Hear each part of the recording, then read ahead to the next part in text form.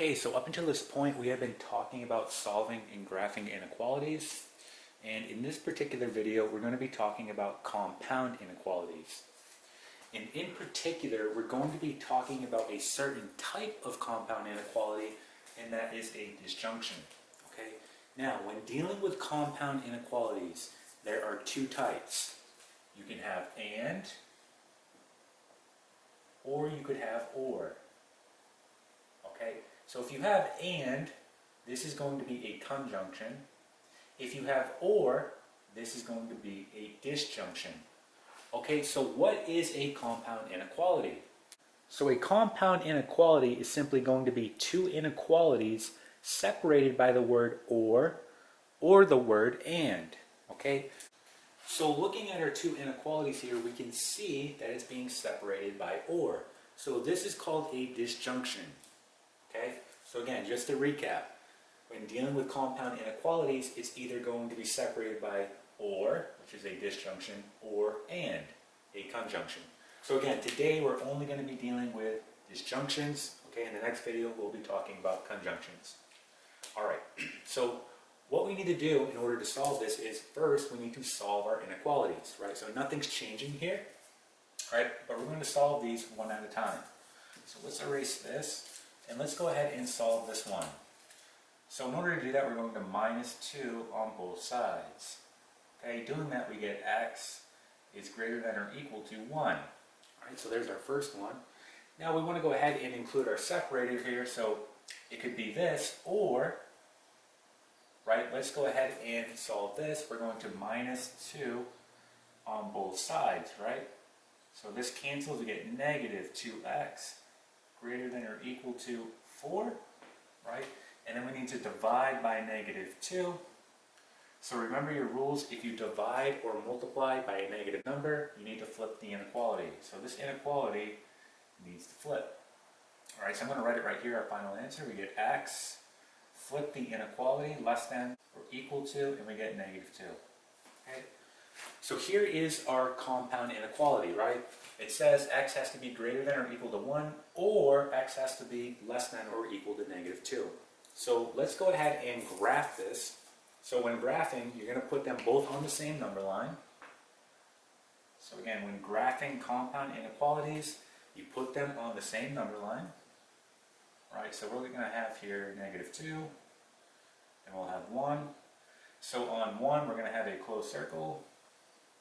On negative 2, closed circle. So let's start with this one. This says x, or all real numbers, greater than or equal to 1. So that's going to be in this direction.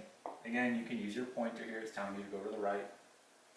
Or we could have what?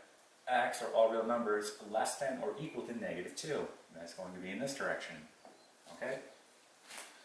Now, so what this means is the following. Right here is my solution, going from negative 2 to negative infinity, and going from 1 to infinity. So let's go ahead and just pick a solution off of our number line and plug it into our compound inequality and see what happens. So let's just pick negative 3. Okay? So if I plug it into my first inequality where I see x, I'm going to get negative 3 is greater than or equal to 1. Okay? And we know that that's not true. But remember, it could be this or it could be this. So if I plug it into this one, I get negative 3 is less than or equal to negative 2, and that's true. Okay? So as a result, negative 3 is going to be part of my solution. So it only has to satisfy one of your solved inequalities, either this one or this one, right? It doesn't have to satisfy both of them, only one of them. Because remember, it could be this or it could be this. Okay? Alright, let's try another example. Okay, so here is our next example. So just like the previous one, we're going to go ahead and solve and then graph. So solving these individually, let's do this one first. We're going to divide both sides by negative 2. So again, remember your rules. If you divide by a negative or multiply by a negative, you need to flip the inequality. So our inequality is going to get flipped here. So we get x. Instead of being greater than or equal to, we get less than or equal to 3. Okay? Then let's bring down our statement here, or. Okay, and then we're going to divide by 2 here. So we get x is greater than or equal to, this will give us negative 1. Okay? So let's go ahead and graph this on a number line now. So making our number line. So this will be 0, this will be -1, this will be 3. So looking at our inequalities, they're both going to be closed circles, right? So let's do that. And then look what happens here, right? So if we take a look at this one, this says x are all real numbers greater than or equal to -1. So that's going to be going in this direction, okay, all the way to positive infinity. Right? Then if I look at this one, this says x are all real numbers less than or equal to 3. Well, that's going to be going in this direction, going to negative infinity. So look what happens in this case. Notice how they go right past each other, okay? So essentially what we have here is any number that I pick on this number line is going to satisfy this compound inequality. All right, because look at what your number line is showing, right?